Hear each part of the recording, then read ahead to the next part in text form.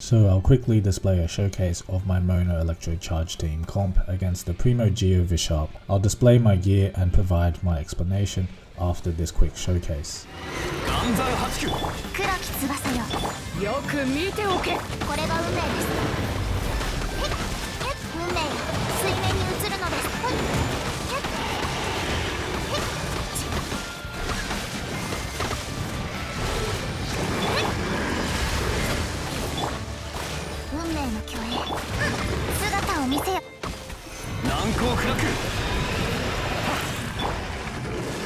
So it's been a while since my previous explanation video for Mona Electrocharged team. Basically in the late 2020, I ran whatever gear I put together without putting much thought into Fischl or Beidou's gear at the time. Coming back to this now in early 2021, version 1.3, I thought I'd just share some updates of information that might help you expand upon building your Mona Electrocharged team. If you're using Child as a main, you can potentially incorporate some of this information to your setup, though bear in mind it might be a little bit different as Child's Hydro application is a lot different to Mona's. So the fact that Electrocharge can have both Hydro and Electro's aura to coexist together on a single enemy, adding more Hydro and Electro attack to the enemy will replenish the timer for both Gorges. You can find more details about this in the Reddit post, which I'll post a link to it in the video description. Now, if you're wondering why did I mention this, this would mean having the Thunder Soother set on an Electro character would be quite useful to have, though there are multiple downsides to using this set, such as it doesn't work on Abyss Mages, it doesn't work on self-inflicted elemental aura enemies that are not Electro, requires a consistent uptime of Electro to make this set viable. Now, putting this aside, let's look at the perks of this set, especially on Fischl. She would benefit from multiple aspects of her kit, because Fischl is able to apply Electro at a very decent rate. This makes the Thunder Soother set a considerable option. If you factor in C6 and Sinful Hex, this basically just provides a more consistent uptime of Electro, making the Thunder Soother set a more appealing option to have on her as a sub DPS for the Mona Electrocharged team. Just a side note, 2 Thunder Fury and 2 Gladiators also works well. So combine the Thunder Soother set with her current best for version 1.3, the Skyward Harp is not only improve her overall damage, but the harp itself, its passive, also factors in the Thunder Soother's effect. Yes, that means if the Electro Aura is on the enemy, the harp's passive will do 35% more physical damage. Now I'll just show you some testing. I tried to avoid Fischl's passive from being added into the damage test. I did half charge attack damages to display the Skyward Harp's passive triggering.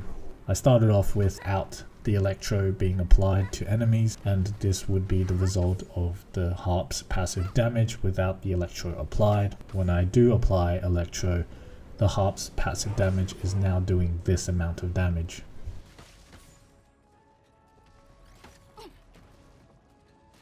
Probably wondering why not 4 Thunder Fury set, since you're going to be triggering Electrocharge reactions like crazy.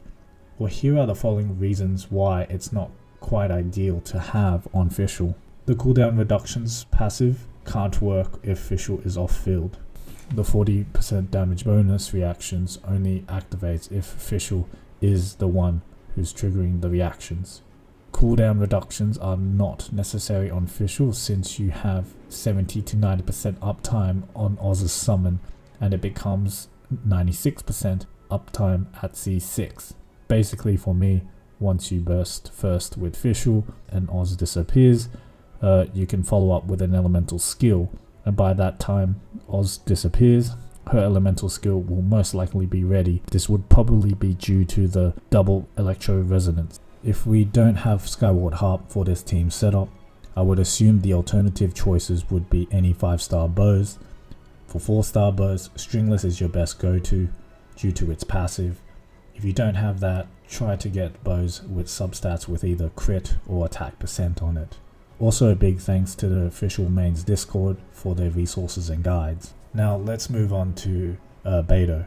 Originally I had her as Thunder Soothers without putting much thought into her setup originally. Now, An appropriate build for her would be 2 Gladiators and 2 Thunder Fury, or 2 Thunder Fury with 2 Noblesse. This is usually the ideal artifacts you want to run on a Beidou sub DPS, but I've just tweaked it a little just for my team. Since I wanted to push out more damage out of Mona, I've gone with 4 Noblesse. Since the 4 Noblesse is highly not recommended due to the fact that it's better on users that have around 40 or 60 energy on their elemental burst. However, in my case, this seems to work. It's a bit different than the standard setup, but it does quite work well for me. So when on elemental burst, Beidou will benefit from the 2-piece effect, and the rest of the team, mostly Mona and Fischl, will benefit from the 4-piece effect for 10 seconds. This basically gives me a 10-second window, probably less since Mona's elemental burst animation, to basically dish out all the damage I can onto the enemies. For the weapon, I've gone with Wolf Gravestone. As of version 1.3,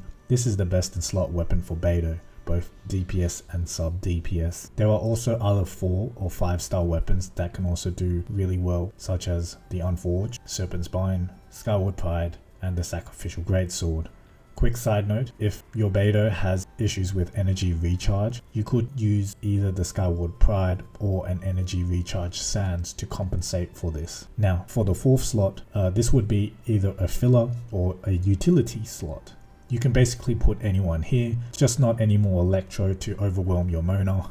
You can put Lisa there for the Mona and Lisa meme if you want. Anyways, in all seriousness, ideally this slot would be best for support characters like Sucrose, Venti, Chi-Chi, Diona and Xingqiu. The reason why I mentioned these characters is basically Chi-Chi and Diona provides healing and can counter Water Abyss Mages and Electro Fatuis, and they can do a bit of freezing if you want as well. If you don't get hit a lot by mobs, you could use Xingqiu as he provides some level of heals. Bennett in general, if you want to add him for the extra vaporized hits with your Electrocharged team comp, and yes, for the general attack boost overall. Venti and Sucrose for the Viridescent Swirl. Why did I choose Zhongli for this showcase? Basically for his shield and his universal elemental shred. There is also a chance of factoring in the crystallized elemental damage boost as well. Finally, moving on to Mona. Ideally the Skyward Atlas at the moment, or in general any 5-star weapon. Even Mona can benefit from the Memory of Dust effect with Beidou's shield, as it's been tested by a user in the Mona mains Discord.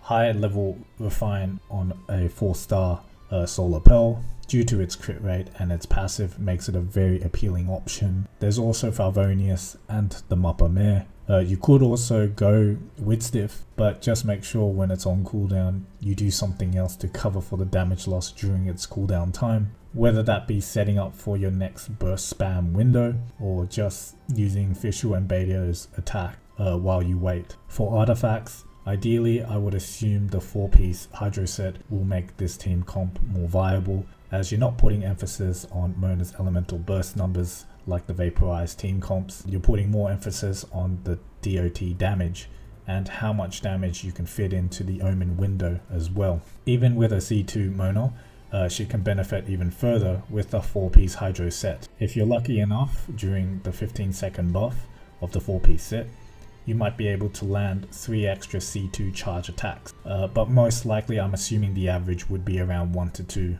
In the meantime, while I farm and to be picky about the ideal substats, I've just gone with the 2-piece Gladiators and 2 Hydro pieces. The reason why I don't go Noblesse is that the Gladiators benefit all of Mona's overall raw Hydro damage. We're talking about normal attacks, charge attacks and elemental skill. So even during at any point where Electro is going through some downtime, Mona can still rely on herself to push out some decent numbers. I also use this set as well for my freeze team, so it's basically a win-win. There you have it. Here's my updated explanation to gear choices for the Mona Electrocharged comp. Now, whether or not should we consider Elemental Mastery in this comp? Because Electrocharged damage ticks once per second starting from the initial reaction. In other words, Electrocharge has a cooldown of 1 second and can only do damage to an enemy once per second. Multiple Electrocharges on an enemy cannot coexist. If you're kind of landing a lot of small hits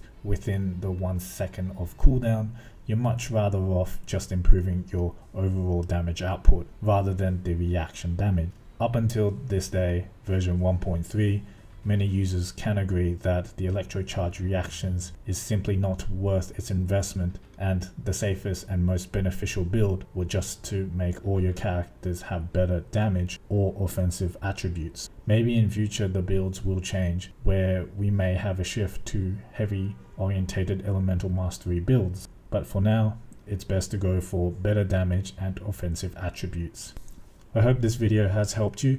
If you'd like to understand more about Electrocharge, there is the Reddit post that I mentioned before, which will be in the video description. You can also join the Mona, Fischl and Beidou's mains Discord groups, where they provide FAQs and guides on suitable ways to build these characters in an Electrocharge team comp. This video basically covers the surface level of information, at least to my opinion. If you really want to know more in depth of its ICDs and unit values for these types of character skills, these platforms are your best go-to for that type of information.